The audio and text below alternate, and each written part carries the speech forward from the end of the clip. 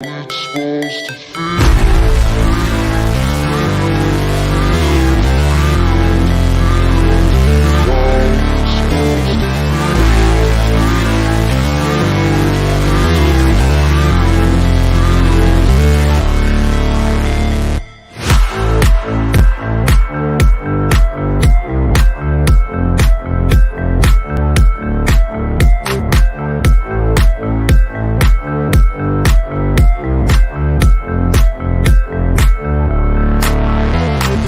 Yo, yo, yo. Welcome to Starbucks this Monday morning. I'm your host, Anthony DiNardo. With me, we don't have Jim. For all of you that are grateful this morning, we have Neil with us this morning instead of Jim. What's up, Neil? Not much. How about you? Jim's being lazy. Jim's being very lazy. He's working. No, he's busy this morning. It's all good. He's had a good run. It seems like in seasons when he is the busiest. And lazy on our end. So now that's the off season. I guess we'll let him escape 1 week. Yeah, I guess he gets a pass. No, he doesn't get a pass, but we'll allow it. All right. What are you doing this fine Monday morning at 7 a.m. besides a podcast? Going back to sleep. No, I actually don't know. I was lucky that I had off work today, and so I think I'm just going to relax. Maybe go for a walk after this. It's gonna be nice. You're going back to sleep. Don't. Listen, when you already have to wake up at this time every day and then go to work, going back to sleep sometimes is nice. So we're looking a little behind the scenes. You're like, this is at 8 o'clock, right? I was like, no, it's at 7. Is that still good? We're dumb. Trust me. I just think one time, I thought I saw on a vacation. Oh, he went live at 8 a.m. I'm like, oh, it must be every day. So no, that's on me. Yeah, that was probably a day where either I or Jim slept in accidentally, and we went live at 8 instead. It works. I just didn't get us coffee today, so I'm sorry. It's all good. Anyways, but no, I mean, welcome to the 7 a.m. show here at Starbucks. We once the offseason hits, this show becomes a little more sporadic because with WNS9 Plus during the week or an NS9 Live, and a whole lot not really happening for the Pirates. It seems like there's not a whole lot to talk about, but we figured there'd probably be a show this week because with the offseason starting as the Rangers won the World Series. Shout out to Austin Hedges. No. Come on. Shout out. You got one. You know what he did in his one postseason at bat? I do. Strike out in 3 pitches. Yeah, no. He does not get a shout out. He does not deserve it. Fair enough. But since the Rangers did win the World Series, offseason is officially underway now. So Pirates talk can kind of start again. It's time for the Pirates and Ben Cherington to step in and start doing some work instead of sitting back watching the post game like the rest of us. The postseason like the rest of us. But so the first various moves was a lot of waivers, right? That's what happened. It's not going to be like signing stuff and such happening. The Pirates made some moves. They cleared some spots. Do you want to talk about that a little bit here? Yeah. They cleared 6 or so players. Well, I guess go down the list here. Cody Bolton was traded to the Mariners for cash considerations. There's that. So someone actually wanted Cody Bolton. Then they waived Vinny Capra. He went to the Brewers, if I'm correct. You're correct. Alfonso Rivas went to the Guardians. Yep. And then Tucupita Marcano went back to the Padres. I couldn't believe all 4 of those guys cleared waivers or was traded for. Cody Bolton, I get it. He's a reliever. Teams see relievers differently. They probably see something they like. But who wants Vinny Capra? Who wants to burn a 40-man spot on Vinny Capra, man? This time of year, that's where I'm at with you also. I'm just really, really shocked. But hey, not our problem anymore. I guess, yeah. And like the Guardians with Rivas as well, Mm-hmm. kind of shocking. Like I understand they made some moves, and like Josh Bell's not in their organization anymore, but Mm-hmm. Rivas is. I mean, I guess in terms of backup first baseman, you could do worse. Technically, We've all seen firsthand. yeah. And Alfonso Rivas will always have the Cincinnati game in our hearts. So thank you for that. I don't want you on my team anymore. Right. No, I think it's good, and I think what it was. Jarlin Garcia also gone.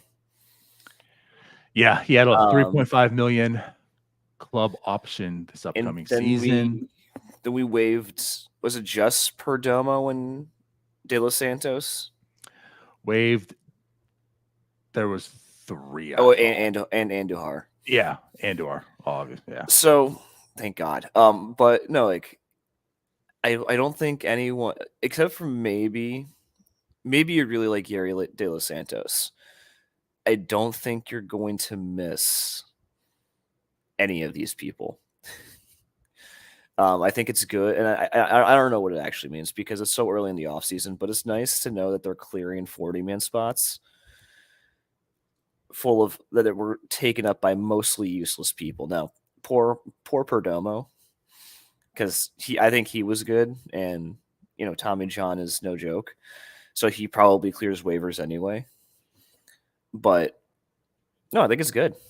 It was not that like I wish these people ill will, but I'm very happy most of these guys are not on my baseball team.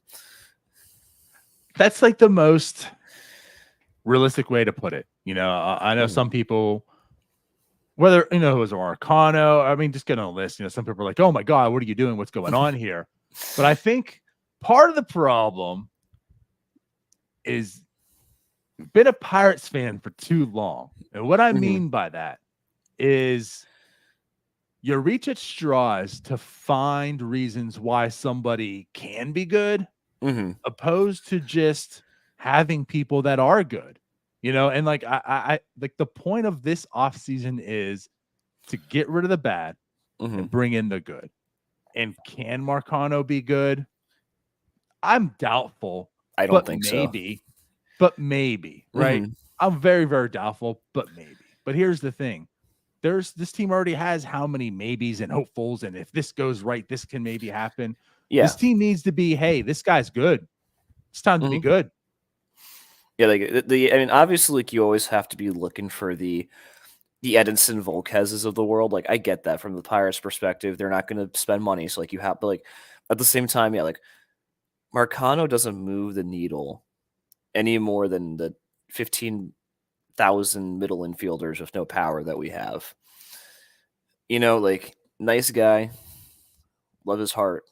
It's funny because AJ Preller of the Padres desperately didn't want to trade him, and so we're back like to full circle. But he's not good enough, right? And neither is Alfonso Rivas, neither is Cody Bolton, neither is Miguel Andujar. So it's very nice to see us moving on from the drag heap. Yeah, and like there's a part of it too is just like where do they fit? We've talked a little bit at length about Andujar, as much as I think anyone ever needs to talk about Andujar. But like if you even entertain the idea of keeping him, I mean, then Kutch is out of the picture. Like you can't have Kutch and Andujar on the same team. So I mean, are you honestly going Andujar over Andrew freaking McCutchen? No, sorry. Especially at like 3.5 million or whatever he would be owed and given it, arbitration. I think it'd be like 2 million. It would not be a whole lot of money, but like just two. I was upset paying him $1.1 million. Like I think he should have been non-tendered last year, but no. And there's already such a huge glut of mediocrity at right field and in middle infield that like these guys have no place. Yeah, like Joshua Palacios is an infinitely better 40-man spot than Miguel Andujar. And that's telling. It is. Because not a big believer in that guy as well. I'm interested to see him post Driveline. Okay. I'll say that much.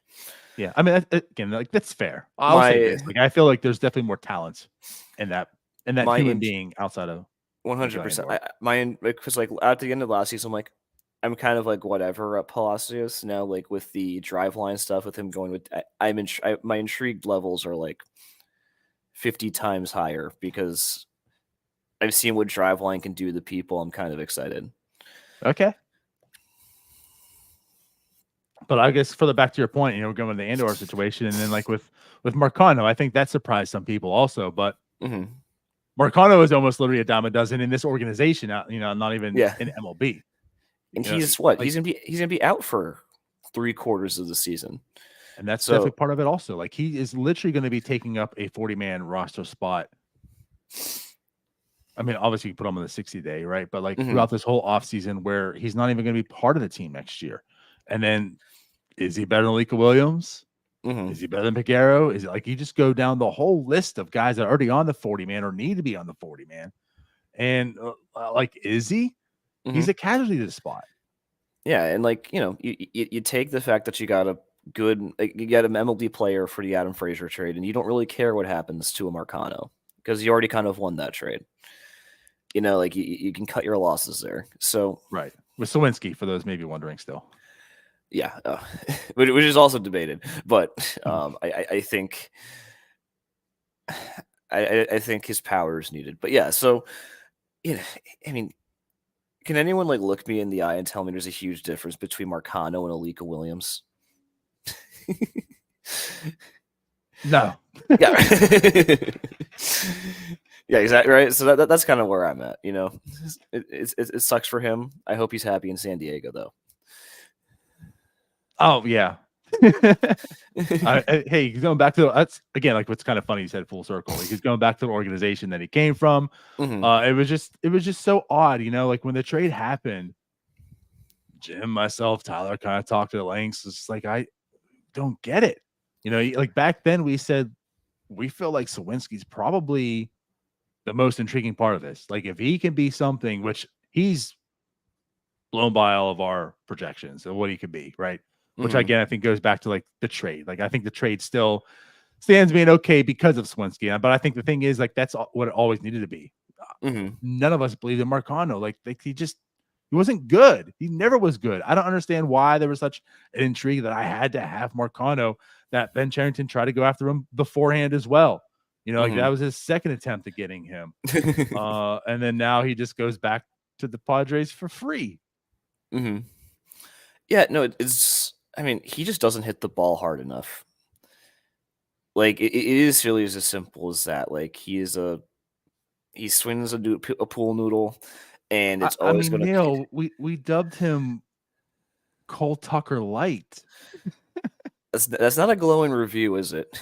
It's not. It is not a glowing review of what he is. You're right, but it's good, and like it somewhat makes me excited for the offseason until I realize again that we're not signing anyone exciting. But like, yeah, like it's a step in the right direction where like we're not filling the 40-man with Josh Van Meters, which these guys are. Right. And I Gary De Los Santos probably goes and bees like a solid 2-war reliever on another team. Like I like his ground ball rate, but honestly, I don't care enough. He was okay with us. I don't really mind that he's gone. Sometimes you just don't figure out how to make a reliever work, and that's every team. So I'm not going to be upset by it. Exactly.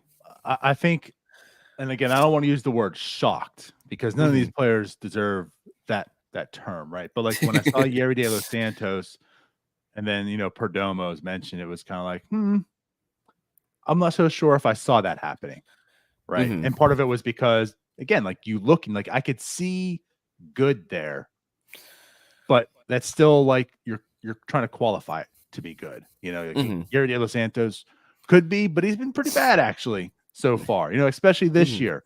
and Angel Perdomo, we found out the Tommy John afterwards. So then it kind of clicked and made sense. But again, that's kind of like the thing. Good teams have to make harder decisions. And I'm not saying the Pirates are a good team, but they're playing that part right now. If you're questioning and you're wondering like why someone was let go, that's a good thing. Yeah. Yeah, right? Like it means like you actually have talent. Yeah, like if Yerry De Los Santos does become, like you mentioned, like a two-war player on another team, like sometimes that has to happen with a good team because you're making decisions. Because you know what, if it's not him, like is it Moreta? Like go down the list of like, would you rather have Moreta on this team outside of Yerry De Los Santos? Ask me that a year ago, probably not. But as of today, yes. And so like if he figures out and becomes good on another team, De Los Santos, then it kind of is what it is, but you're still in a better situation, potentially. Yeah, 100%. Like you are sitting a lot prettier being a team that can afford to waive decent relievers. And I just wish, like, not that I wish, but like, but then you look at the position player glut and you realize, oh, wow, we have no depth. Yeah, that's just kind of like there's a plethora of mid. Yeah, I mean, I guess And like he what was you, just bad. I guess like what you can look at is like, all right, if you buy like Henry Davis resurgence, Connor Joe as your fourth outfielder is pretty darn good. Yeah. If you're buying the Triolo thing, Triolo, Cruz, Hayes is a pretty good start to your infield. Like there is a shift. I don't know how stark the shift is, but like the shift toward like an actual like decent team, like it's slowly getting there. It's taken us a while, but yeah, no, these moves are kind of like showing like the depth that Ben Sherrington likes to talk about and what he wants to get with his team. And that's kind of part of it too. Like we talked about the question marks and the what ifs, this happens. And the thing is you have that with so many of the actual prospects that you need to hit.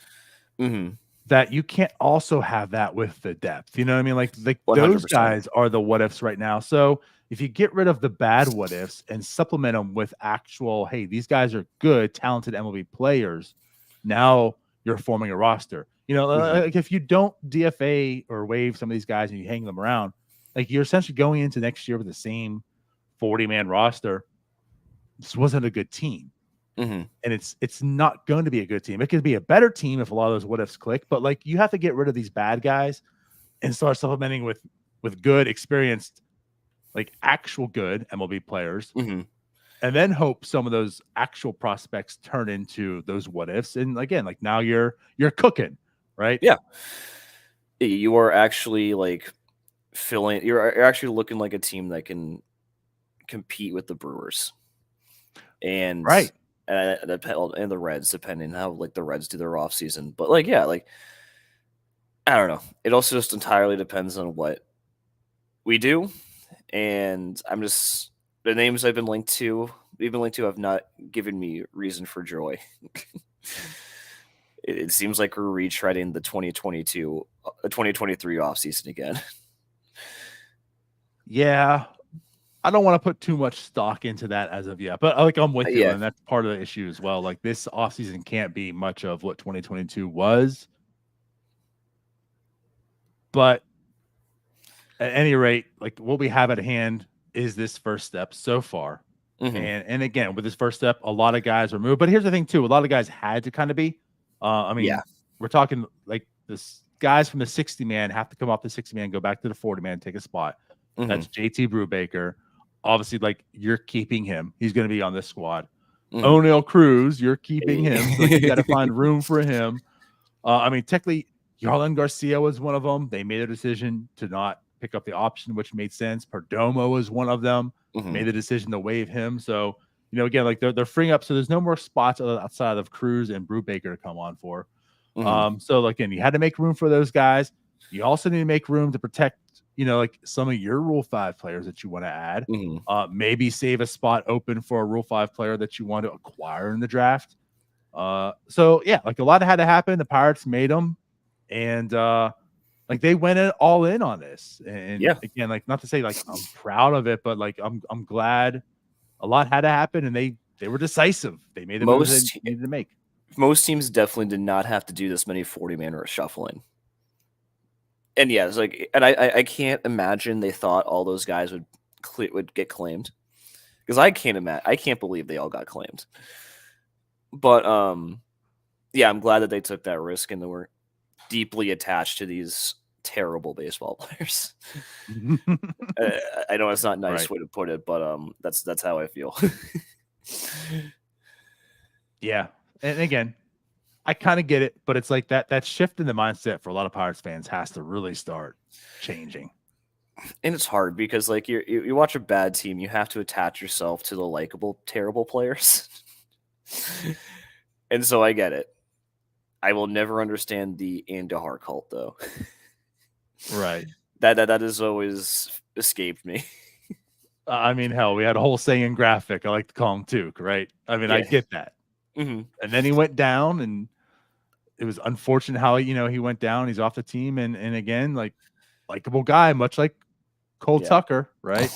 But he's just not that good of an actual baseball player. And if you want your team to be good, you should be able to replace and improve upon from Tucupita Marcano.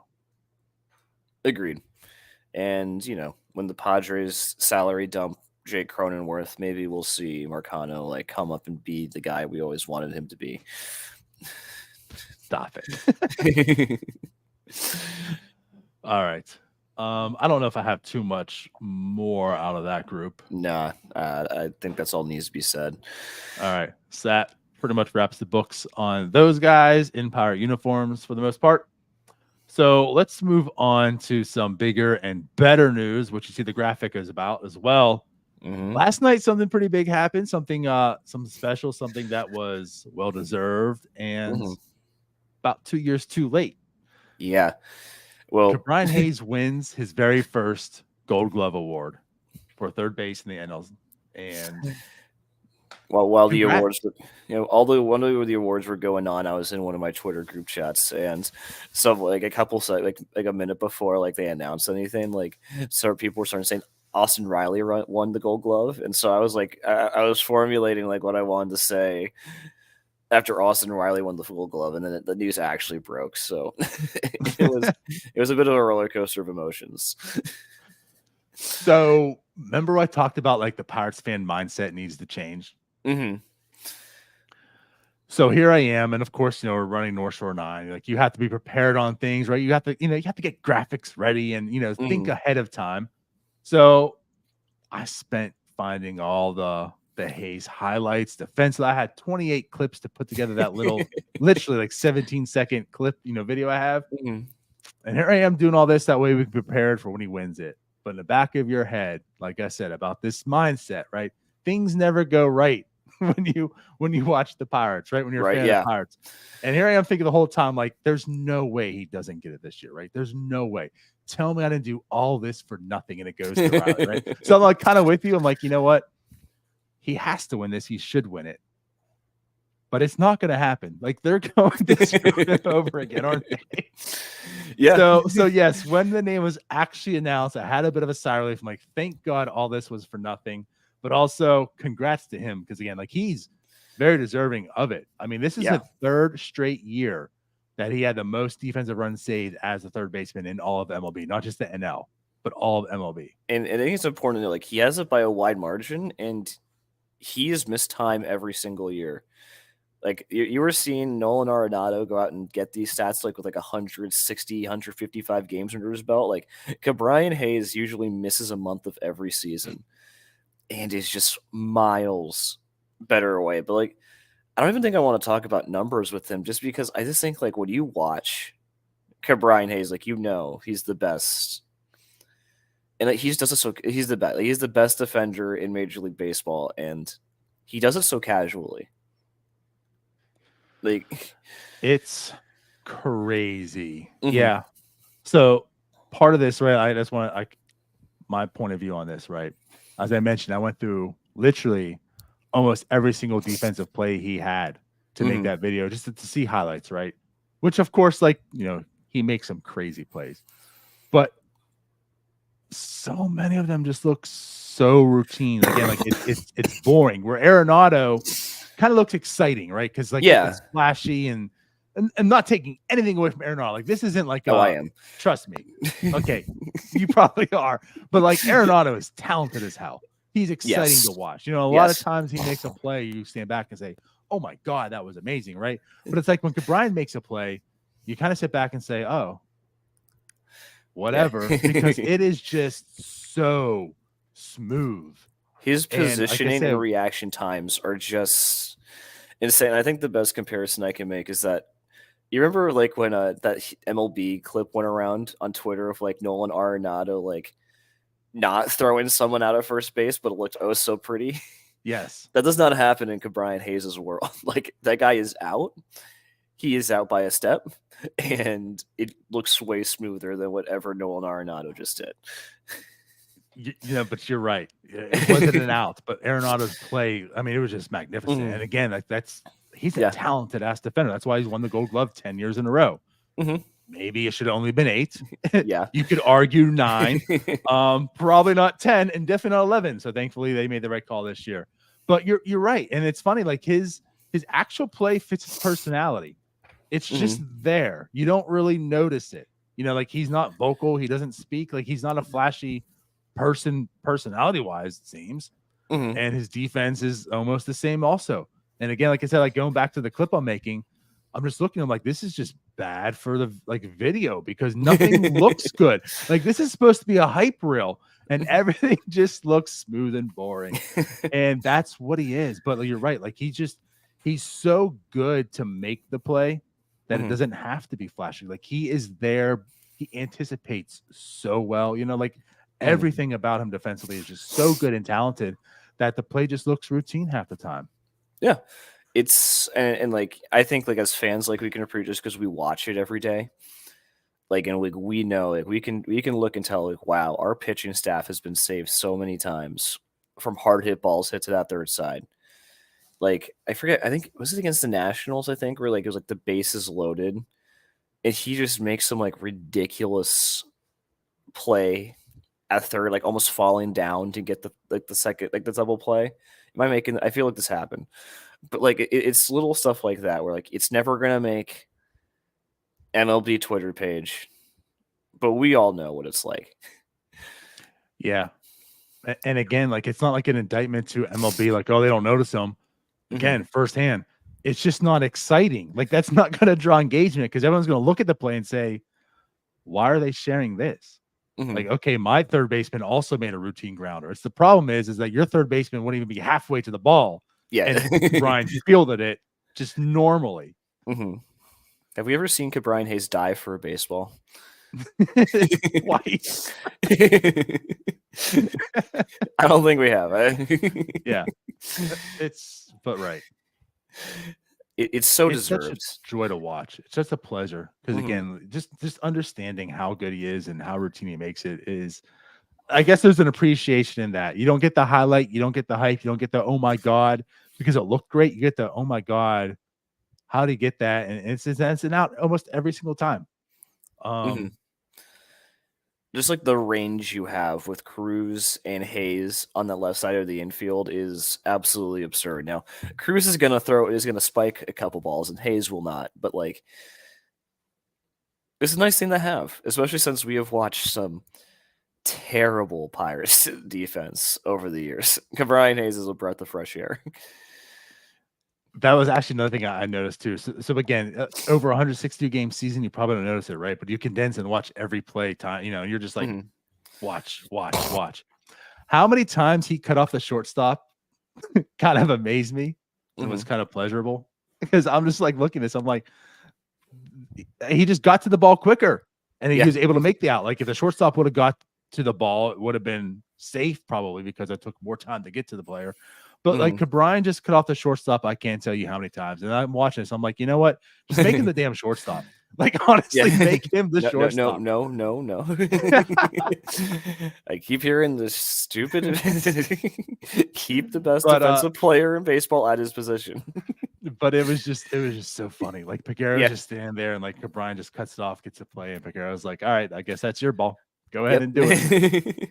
My job's done. Yeah, I mean, Right. it's also just like better because like when he fields it, is good. Well, when like then you like G1 Bay at second base cutting off the shortstop, and it just makes you want to tear your hair out.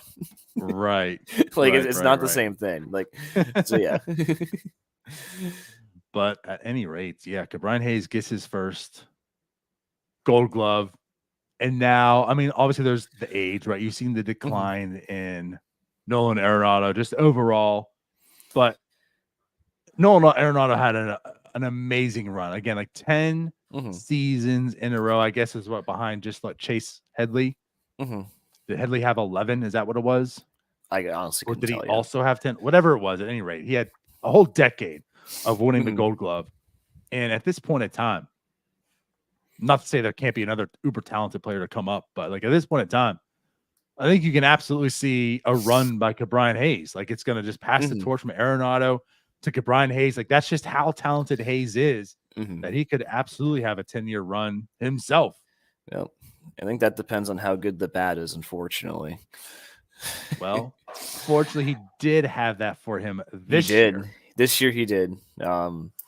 It's funny that that's how the Gold Glove is decided. Like finally, the time that Cabrine Hayes has a little bit of a breakout hitting wise. Now he wins the defensive award. Right. But yeah, no, he should. I don't, unless like someone's got Jared Triolo on steroids sitting in AAA right now. I don't see anyone like coming close to him for a very long time. And even Jared Triolo on steroids, like I can't see it happening unless, like you said, unless the bat just dramatically falls off from like this year, because I feel like it was also one of those things where he had to earn it. Now he earned it, so now it's his to get reclaimed. But now he has the notoriety. Yeah. So now that he's got it, I think it's the bat might not be as big of an issue. But right, like you can't just drop off and go to like a 60 weighted runs created plus and have that, and then maybe what you're saying holds a little more weight. But again, like what I'm getting at is just like he is just so talented defensively that it's 100%. Like, Triolo, as good as he is, still doesn't hold a candle to Hayes' defense. No, they're kind of similar because Triolo's also not a guy who would like make the big flashy play. That's not his MO either. But yeah, no, like it's not close. It's not a comparison, really. He's good. Yeah.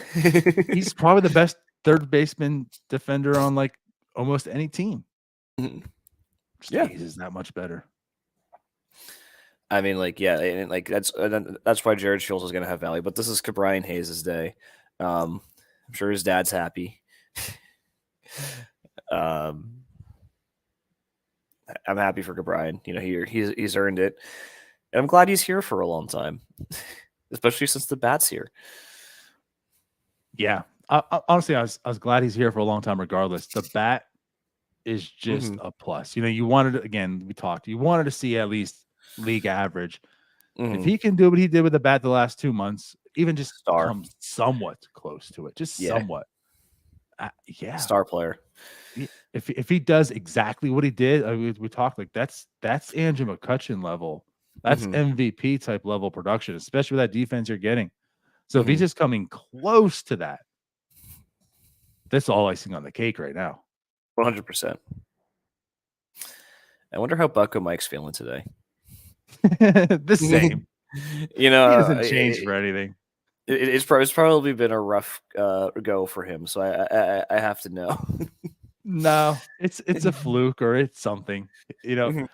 As we open the show talking about people trying to qualify players as good, Bucko Mike does a good job of qualifying people of why they're not good. So as long as it's his narrative, right? 100%. If his narrative is they should be good, then the opposite. But love Bucko Mike, but no, there's nothing that's going to change his mood at all. No, he did, as he somewhat he did talk about Joshua Palacios first. So I mean, maybe he's something there. He was all over Palacios. I do have to say that now that you mention it. I'm like, just stop it, Bucko Mike. Just stop it. Get out of my DMs. I don't want to hear another thing about Joshua Palacios.